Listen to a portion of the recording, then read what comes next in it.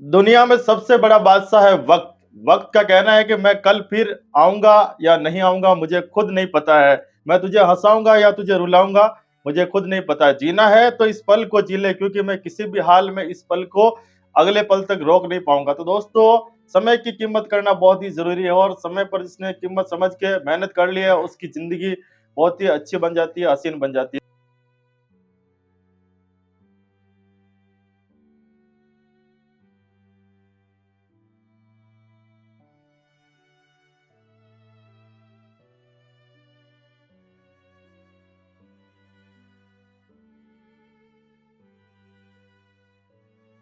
Good morning दोस्तों, नमस्कार। आज है मंडे और आज बज रहे हैं सुबह के 8।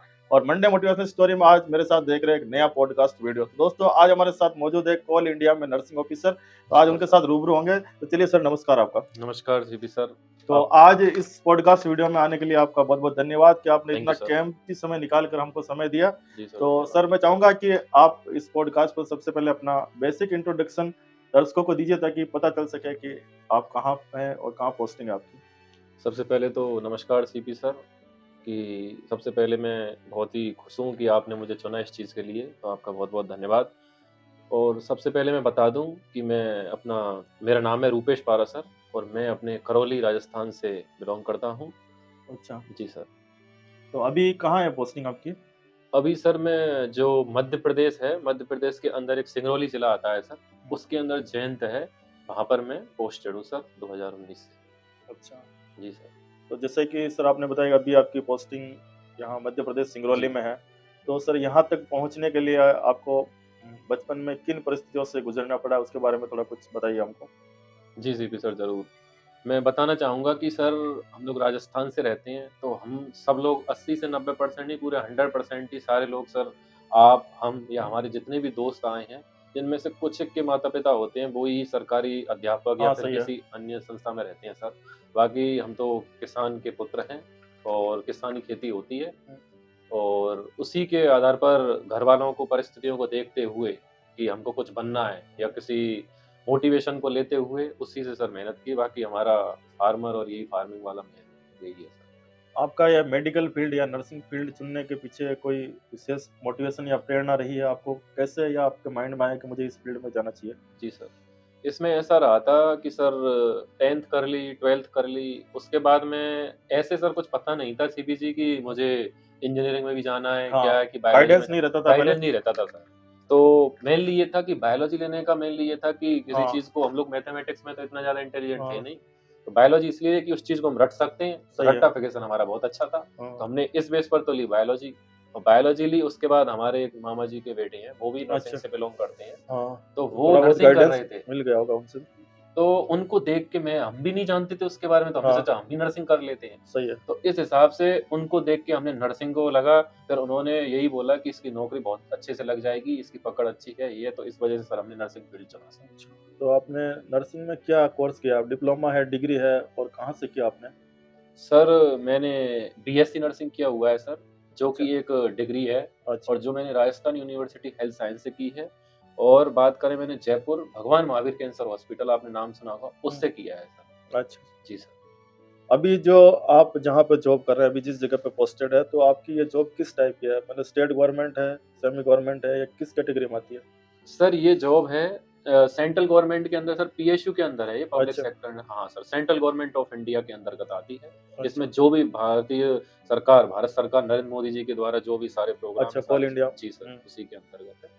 और कोल इंडिया है सर, कोल इंडिया के अंदर मैं एनसीएल नॉर्थर्न कोल फील्ड में वर्क करता हूँ सर। हुँ, जिस प्रकार हमारा नॉर्थर्न कोल फील्ड है, उसी प्रकार सर 8 ब्लॉक और हैं, जैसे हुँ। डब्ल्यूसीएल हुआ, वेस्टर्न वहाँ कोल भी फील्ड। इसी तरह के जी हॉस्पिटल साहब। हैं। तो जैसे कि अपन देखते हैं, आपने ट्रेनिंग भी की होगी, तो जी सर। प्रैक्टिकल भी किया होगा हॉस्पिटलों में, और बहुत देखा भी होगा। जी। तो जैसे कि एक जनरल जो गवर्नमेंट हॉस्पिटल होते हैं या प्राइवेट हॉस्पिटल होते हैं, उसमें और ये कंपनी के हॉस्पिटल, इनमें क्या डिफरेंस है? मेन डिफरेंस आपको क्या जी। नज़र आता है? सर, सबसे पहले तो मैं बताना चाहूँगा कि ये जो हमारा कोल इंडिया का अस्पताल है, ये हमारे घर से हमें दूर ज़रूर पड़ता है। हुँ, लेकिन सर यहाँ पर जो जॉब करते हैं सर, यहाँ पर जो सभी का व्यवहार है, हमारा भी व्यवहार मान लीजिए, चाहे हमारे डॉक्टर्स, चाहे हमारे वरिष्ठ जो भी नर्सिंग सिस्टर्स हैं, ब्रदर्स हैं, उन सभी का मैं बहुत तहे दिल से धन्यवाद करना चाहूँगा कि उन्होंने मुझे या आप सभी को, हम सभी को बहुत सपोर्ट किया हुँ। है। और जो अस्पताल है सर, इसमें बिल्कुल घर की तरह सारी व्यवस्थाएं और सब अच्छे से उपचार किया जाता है। बहुत अच्छे-अच्छे डॉक्टर्स हैं, जो कि सर्जरी डिपार्टमेंट ले लीजिए और ऑर्थो डिपार्टमेंट ले लीजिए और जितनी भी आई डिपार्टमेंट, मतलब सभी बहुत ही अच्छी लगभग हर फैसिलिटी। डिपार्टमेंट जी अवेलेबल सर, है। जी सर। और जैसे कि बाकी हॉस्पिटलों में सब पेशेंट एडमिट हो सकते हैं, तो इस हॉस्पिटल में ऐसा क्या है कि किस क्षेत्र के पेशेंट आते हैं? कंपनी वाले आते हैं कि प्राइवेट कौन से आ सकते सर, इस वाले अस्पताल में जो हमारा अस्पताल है, पूरे सिंगरौली जिला और जितने भी आस-पास के हैं सर, हैं? रांची और इधर सब जगह से सर पेशेंट आते हैं यहाँ पर।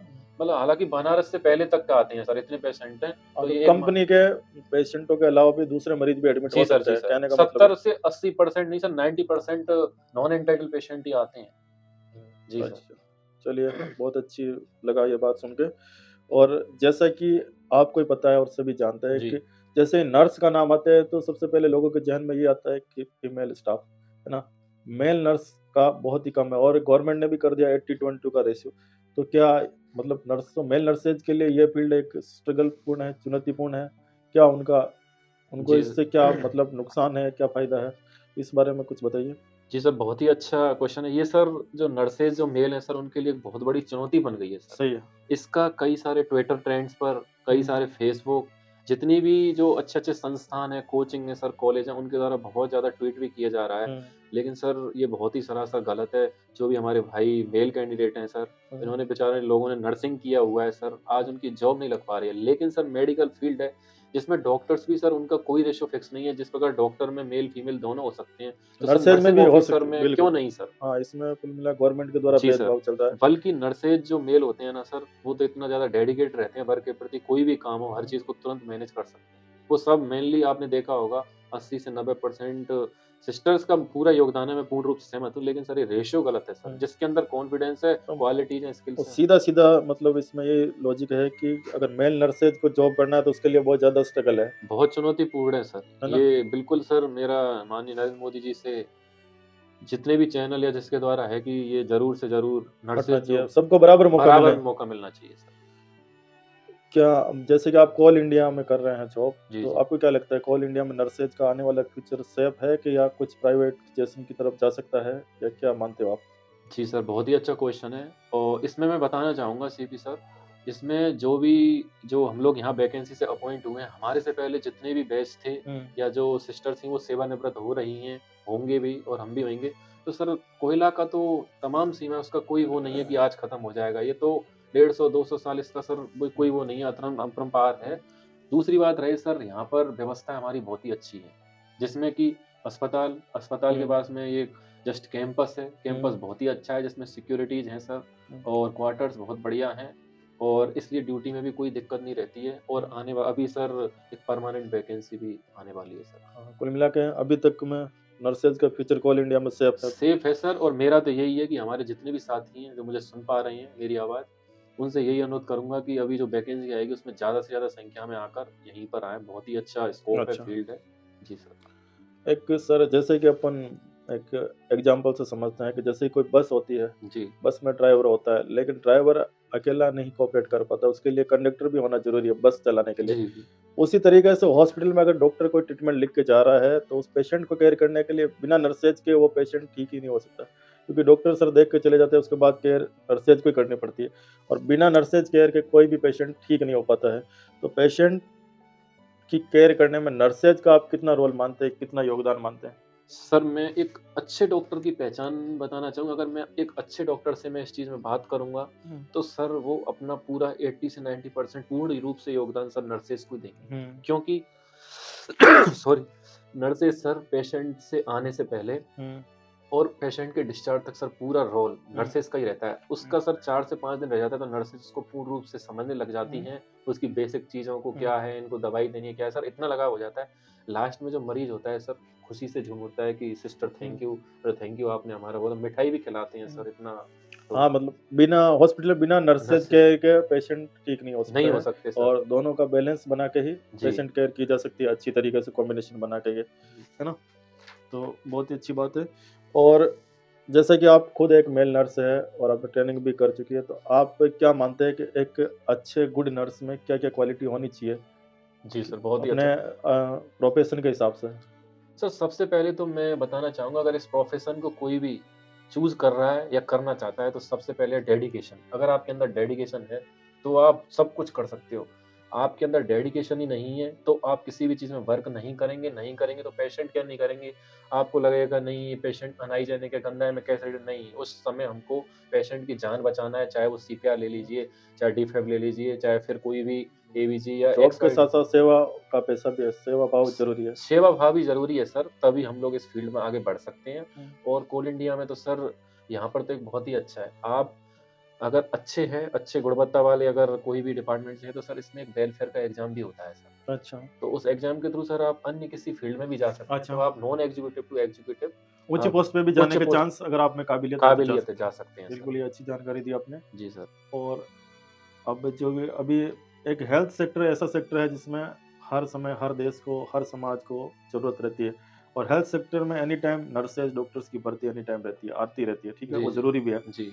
तो अब जो अभी युवा मेडिकल फील्ड में या नर्सिंग फील्ड में आना चाहते हैं या तैयारी कर रहे हैं और जिनका सेवा का जुनून है और जॉब करना चाहते हैं, उनके लिए आप क्या कहना चाहेंगे कि क्या है, कैसा है ये फील्ड?